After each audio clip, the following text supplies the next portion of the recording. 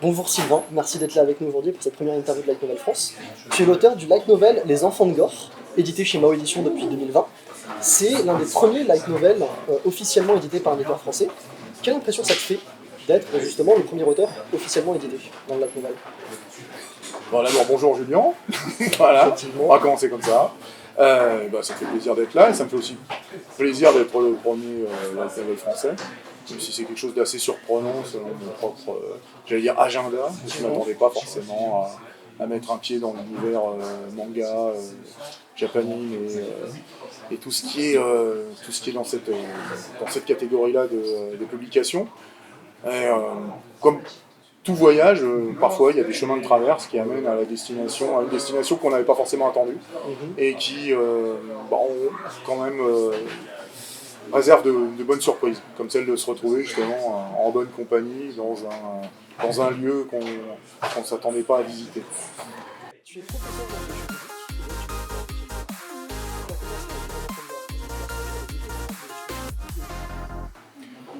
Je veux bien admettre que ça aurait plus de visibilité, mais ce serait certainement au niveau stylistique plutôt différent. C'est-à-dire qu'on n'a pas exactement les mêmes ressorts dans la langue anglaise et dans la langue française, ça c'est le premier point. Deuxième point, je nourris une grande admiration pour les auteurs qui sont capables d'écrire dans une autre langue que leur langue natale. Je ne suis pas sûr d'y arriver moi, de mon côté, ça c'est le premier point. Et pour dire les choses, arriver à écrire dans sa langue, c'est déjà un travail qui concentre une bonne partie de mon attention. Parce que il y a une partie stylistique sur laquelle j'ai toujours voulu travailler et sur laquelle j'ai toujours voulu insister, qui fait que je ne me sens pas tellement de transformer cette stylistique dans quelque chose que je maîtriserais moins.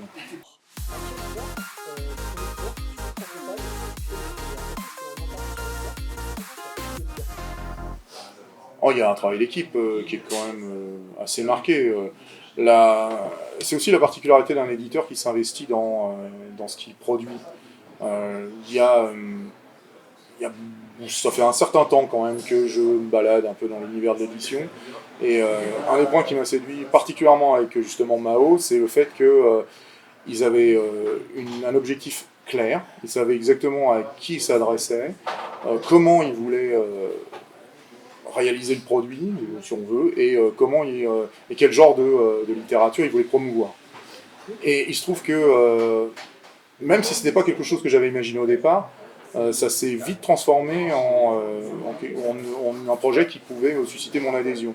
Et alors, à partir de ce moment-là, le directeur artistique et éditorial de Mao, Aurélien Martinez, m'a laissé beaucoup de liberté pour écrire. Et il revient sur les choses dont il sait, et exclusivement sur les choses dont il sait, qu'elles ne passeraient pas auprès d'un public préétabli en fonction de leur étude de marché. C'est-à-dire que si on prend Les Enfants de Gore, il est fait pour être lisible à tout âge. C'est-à-dire qu'on ne va pas avoir de scènes gratuites qui ne veulent rien dire ou qui seraient juste des moments où je me lâche dans la violence ou dans le scabreux ou quoi que ce soit de ce genre. Et c'est pas fait spécialement par frilosité, ce serait plutôt fait justement pour quelque chose qui permettrait d'avoir plusieurs degrés d'immersion dans le récit. On peut le faire si on a envie, si on est un jeune lecteur qui a envie de se lancer dans quelque chose d'épique. Ça passe, parce que c'est quand même il y a des rebondissements, ça tourne assez bien. L'histoire, quand même, normalement, est censée ne pas tourner en rond et ne pas faire perdre du temps à tout le monde. Et parallèlement à ça, il y a quand même, pour les lecteurs plus chevronnés, peut-être plus matures, des considérations qui sont plus politiques et qui viennent du fait qu'effectivement, j'avais quand même travaillé avant le livre, j'avais travaillé sur d'autres projets qui étaient liés à la légende arthurienne et qui permettent vraiment de montrer qu'il y a un deuxième degré, un troisième degré, et c'est exactement ce que Mao a compris. Ce qui nous a permis d'avoir une osmose assez importante. Donc techniquement, ils reviennent vers moi quand il y a quelque chose qui ne va pas. Et en général, dans 95% des cas, on tombe d'accord.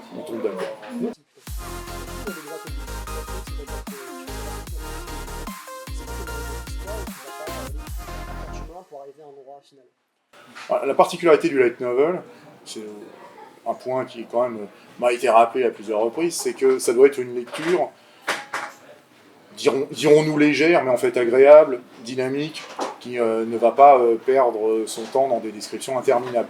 Mais ça ne veut pas dire qu'on n'a pas le droit quand même de mettre une atmosphère. Donc tout l'équipe va se situer là en fait.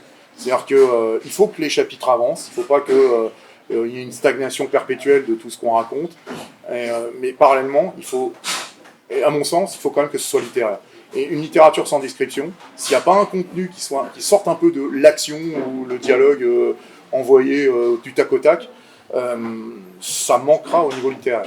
Okay. On sait que dans le style japonais, en katakana, originellement, on avait quelque chose d'assez léger, justement, et l'intérêt des Japonais, c'est qu'ils ont très vite pris conscience qu'on pouvait joindre les deux bouts, et en fait collisionner les deux mondes, qui sont celui d'une littérature qui soit quand même aboutie, et de l'autre côté, justement, l'imagerie et le visuel qui permet de temps en temps de ne pas se perdre en circonvolutions diverses et variées.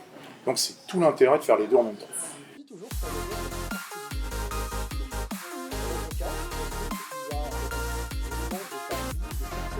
Tu as intégré à ton histoire. Oui. Voilà. Non. Alors, plus sérieusement. Oui, il y en a. C'est-à-dire que, bon, forcément, on a un reflet de sa propre existence, d'accord, et puis on a un reflet de son propre imaginaire, c'est-à-dire que de son imaginaire ou de l'imaginaire partagé, parce que je n'aurais pas tout ramené à moi non plus. Dans le cas des Enfants de Gore, tout particulièrement, il y avait des personnages, les trois frères sont des inspirations directes de deux amis très chers.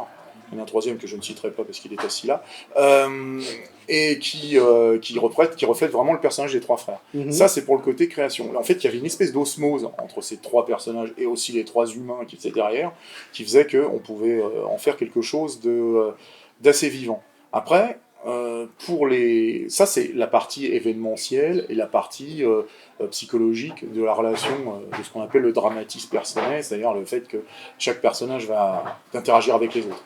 En revanche, le point d'intérêt là, au moment où toute la difficulté, en fait, particulièrement dans ce livre-là, ça a été qu'il fallait rattacher à la légende arthurienne.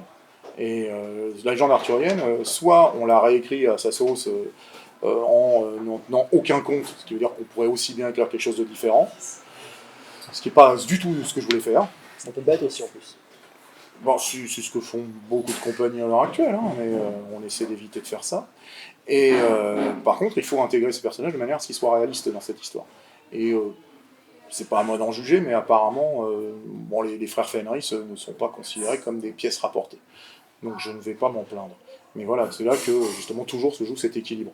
Je me pose souvent la question de me dire, j'ai envie de raconter un peu, c'est aussi vrai dans certains dialogues, dans certains retours, dans certaines peut-être punchlines qui sont dedans. Ça, c'est des choses que j'aurais pu sortir dans d'autres circonstances ou que j'ai entendues dans d'autres circonstances. Je me dis, mais maintenant, il va falloir que je les accorde à cette histoire dans la légende arthurienne. C'est-à-dire que de temps en temps, ça m'arrive de les noter en avance et de me dire, ça, il va falloir que Merlin le dise. Ok, je comprends. Je me souviens d'une phrase comme ça, je pense pas que ce soit un spoil, mais il y a une question que Merlin pose à Arthur, et Arthur lui dit « Oui, mais si je n'agis pas pour le bien du royaume maintenant, tu me dis que le royaume va s'écrouler. » Oui, le royaume va s'écrouler, de toute façon, un jour ou l'autre. Et Merlin lui dit, ce qui compte, tu vas vivre ta vie comme un funambule, comme tous les hommes, en fait, quelque part, qui sont toujours sur un fil, qui peuvent perdre la vie à n'importe quel moment. La question, c'est de savoir, est-ce que tu vas passer ton temps à regarder en bas pour être sûr de vivre le plus longtemps possible et en sécurité et ne rien faire de ta vie, ou est-ce que tu vas essayer de toucher les étoiles qui sont au-dessus de ta tête? Et la question, c'est combien d'étoiles tu voudras toucher à l'arrivée? Et c'est là qu'Arthur répond, toutes, je veux toutes les toucher. C'est très beau, j'aime beaucoup. Ah non, c'est gentil. Faire une motivation. Pardon. Je dois dire que oui. Je ne voudrais pas influencer le choix des lecteurs. Oui, nous avons trois frères qui sont, ma foi, construits de façon assez différente, mais qui ont chacun leur charme. Nous avons notre bon Wilfrid qui est ici présent, qui est un vrai chevalier, enfin dans l'âme, parce qu'il n'a pas été adoubé, justement parce qu'il estimait qu'il lui faudrait accomplir de hauts faits avant de mériter son titre. On a Gunnolf qui est un cœur sans frein, comme on dit au Moyen-Âge, c'est-à-dire que c'est quelqu'un qui agit peut-être un peu par intuition et souvent de façon maladroite, mais qui a au fond qui a au fond une humanité qui ne daigne pas ouvrir aux autres. Et puis on a Flanagan qui est persuadé que les animaux lui parlent et qui donc est le cinglé de l'histoire. La question... Bon, j'ai beaucoup de chats à la maison, je suis sûr qu'ils me parlent. Penses-tu que la romance continue et quelle place doit prendre dans la tienne? Alors, oui, je pense que... C'est peut-être un point sur lequel moi et mon éditeur, on n'est pas toujours d'accord. Donc moi, je pense que la romance, même si parfois c'est un petit peu... excessif, je pense que ça peut sublimer une œuvre. La question, c'est de ne pas tomber dans la mièvrerie, je cite mon éditeur. Et dans certains cas, il faut que... Alors, précisons en étant un peu plus sérieux, qu'il faut quand même que ça serve l'histoire. C'est-à-dire que si le roman est juste axé autour de la romance, mais que c'est sans conséquence sur la suite des événements, qu'il y curte heureux, il y aura beaucoup d'enfants et que ça s'arrête là, c'est très mignon, mais ça donne encore du fil à retordre à un auteur qui essaie de raconter une histoire. Après, si on part du principe que il faut quand même que l'histoire avance, en fait, il y a peut-être dans la romance quelque chose de plus fort que la romance elle-même, c'est peut-être la menace de la fin de cette romance. Et c'est peut-être là que ça prend une dimension supplémentaire. On dit bien que les amours finissent mal en général. Dans le cadre de la vie de ces personnages-là, ils ne sont jamais assurés d'être... D'ailleurs, c'est quelque chose de vrai qu'on voit dans les premiers tomes déjà. Ils sont emmenés par le courant des événements, ils doivent participer à une guerre, ils ont constamment des affaires à régler, ils se retrouvent embarqués dans des situations qu'ils n'ont pas demandé, et ils sont finalement jamais proches de leur famille, à part entre eux. Alors ça renforce la fraternité, ou au contraire ça les pousse à se déchirer, hein, pas de question. Mais il y a cet effet Ulysse-Pénélope aussi. C'est-à-dire que j'aimerais retourner, revoir ma chère, etc. Mais soit elle est loin des yeux, soit elle est loin du cœur. Et c'est un des problèmes que les personnages vont rencontrer dans l'histoire. Sans spoiler, j'espère. Normalement, non.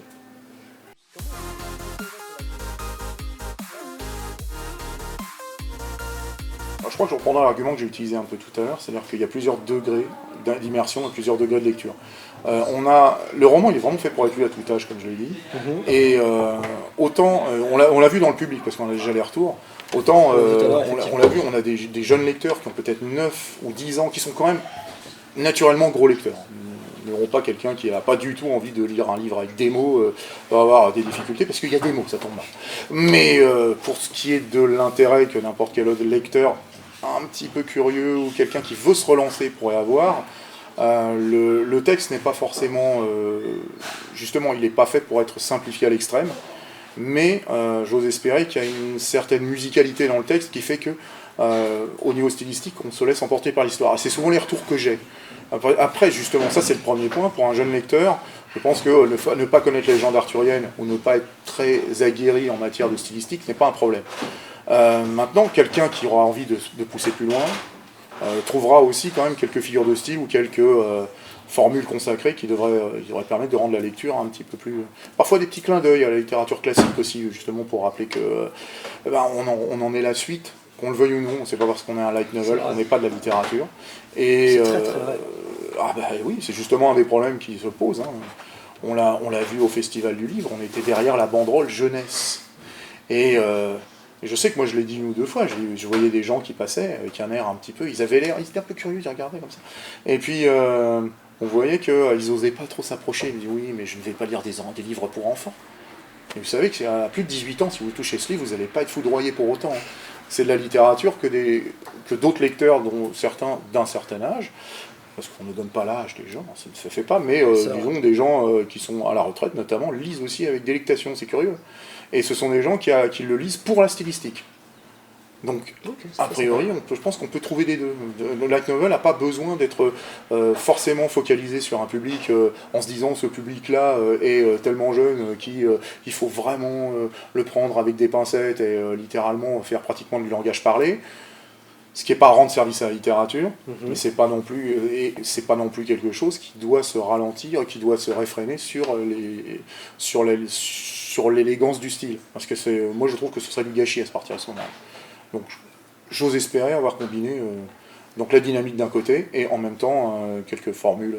On met un peu de poésie aussi, tant qu'à faire. C'est important. Ah oui, parce que ça fait partie du sel de la vie.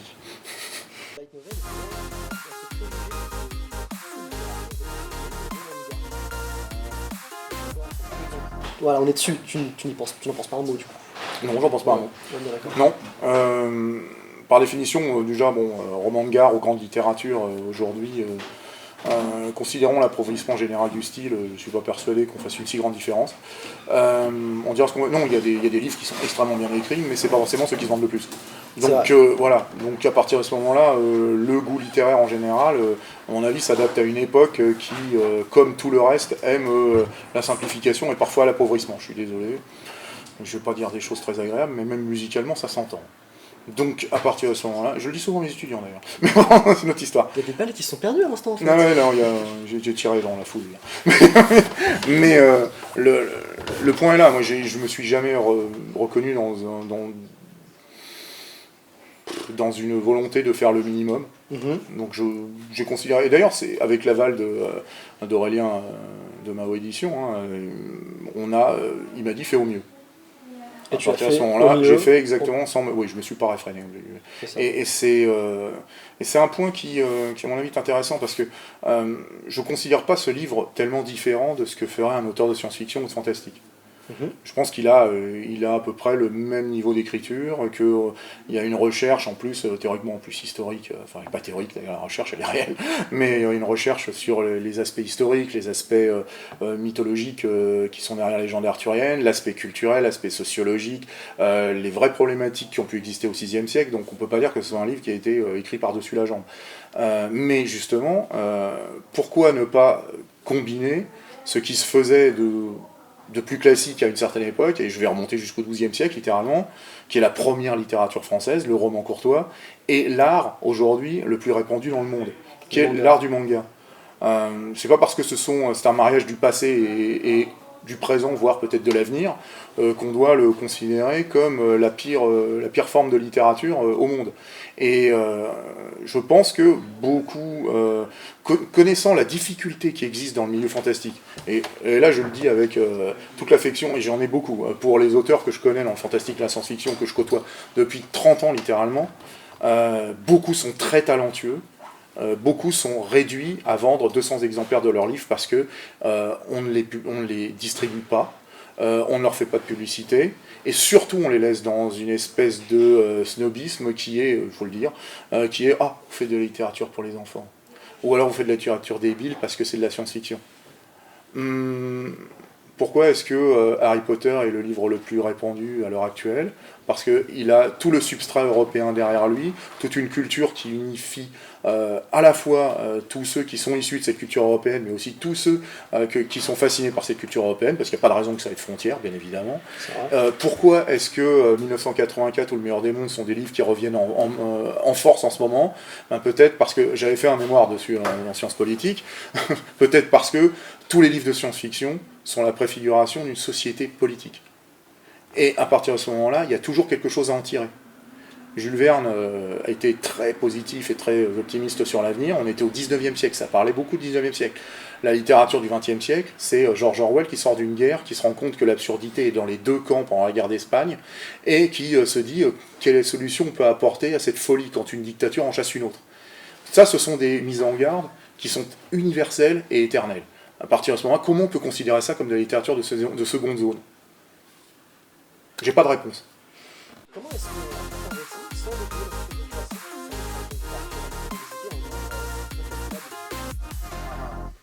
Là, je crois qu'on arrive à la recette des enfants de Gore. Parce que je crois que c'est un peu ça.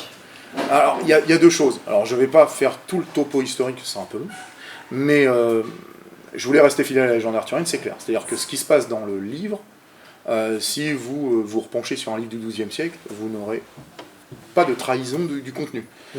Ça, c'est un fait. Maintenant, on sait qu'Arthur a bonne chance de gagner à la fin, puisque logiquement, là, c'est même pas un spoiler, mais la question, c'est comment et pourquoi. Sachant qu'il y a toute une période qui n'a pas été traitée au XIIe siècle, qui est justement le moment qui se situe entre le moment où il retire l'épée de la pierre et celui où il est reçu et admis comme roi.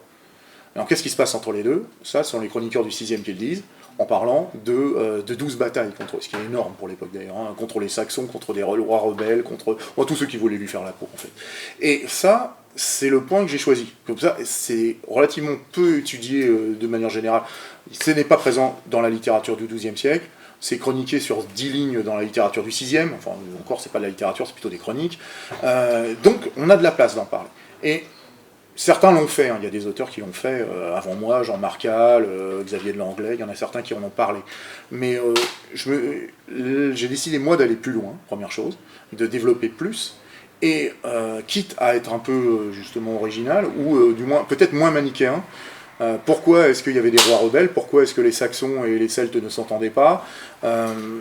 Est-ce que c'est parce que les Saxons étaient des méchants envahisseurs venus manger les enfants celtes? Ça a été dit par des auteurs de l'époque. L'archéologie ne va pas dans ce sens, déjà, premièrement, on s'en serait douté. Mais justement, si on remet un peu d'humanité, de part d'humanité dans chacun des partis, parce que y a-t-il des méchants absolus et des bons absolus? Généralement non. On essaie d'esquiver ça, oui, c'est un topo peut-être un petit peu vu et revu. Surtout dans la légende arthurienne, ça se justifierait de considérer que les ennemis du roi Arthur sont-ils les méchants de l'histoire? Pas forcément, mais ils ont sans doute des raisons de détester le roi Arthur. Et je me suis dit, bah ça, c'est l'angle que je devrais adopter. Voir aussi comment des gens se retrouvent convaincus ou pas, en ayant des a priori négatifs, par quelqu'un qui est a priori leur ennemi. Et ils ont peut-être de bonnes raisons justement de le détester, mais ils ont peut-être de bonnes raisons d'être convaincus.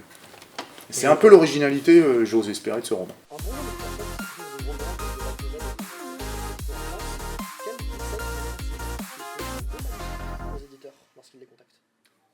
Alors d'abord, écoutez l'éditeur. On a de bons éditeurs en France de light novel. Oui, là je pourrais en citer au moins 3. Là, évidemment Mao, Ophelb, la nouvelle édition. Oui, non, je ne les ai pas oubliés. Et donc ça veut dire que ces gens-là savent très bien ce qu'ils font.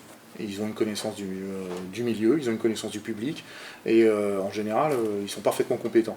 Ce qui veut dire que ces gens-là ne sont pas, contrairement à l'image de l'éditeur parfois qui est assez faussée qu'on essaie de rendre, ils ne sont pas là juste pour enquiquiner l'auteur. Ils sont là, quand ils font des remarques, c'est parce qu'ils savent que ces remarques vont avoir un impact sur la manière dont le livre va toucher le public.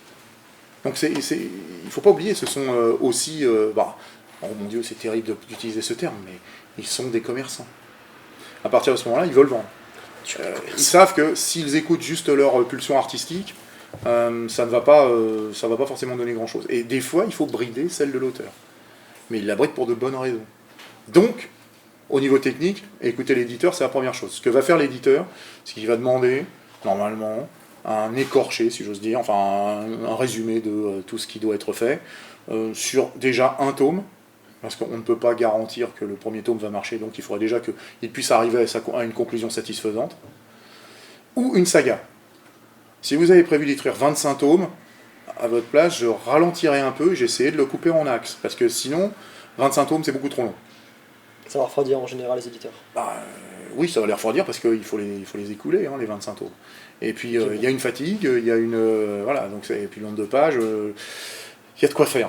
Puis, est-ce que vous aurez le courage d'écrire ces fameux 25 tomes, d'ailleurs? Parce qu'on les a dans la tête, mais est-ce qu'on les a sur le papier? Moi, j'en ai 7 prévus, hein, fort heureusement j'en suis au 5e, mais je peux vous dire qu'il y a des moments où je tire la langue aussi. Et j'espère vivre assez longtemps pour écrire les 2 derniers. Je pense que oui, quand même, ne sont pas défaitistes. On va essayer. Mais l'idée, c'est justement de travailler sur cette vision-là, qui soit une vision un peu plus transversale que d'écrire en fonction de son inspiration. Et puis, il faut tenter sa chance, et il faut aussi tenir compte des remarques stylistiques. Parce que l'éditeur, en général, va tenter de préserver un style littéraire qui correspondra à son standard à lui. Et un standard qui est accepté par le public. À partir de ce moment-là, si vous avez une version très originale de votre manière d'écrire, est-ce que le public va la comprendre? Émetteur, message, récepteur. Si le récepteur ne comprend rien à votre message, c'est que l'émetteur a échoué. Donc pensez-y aussi. Non.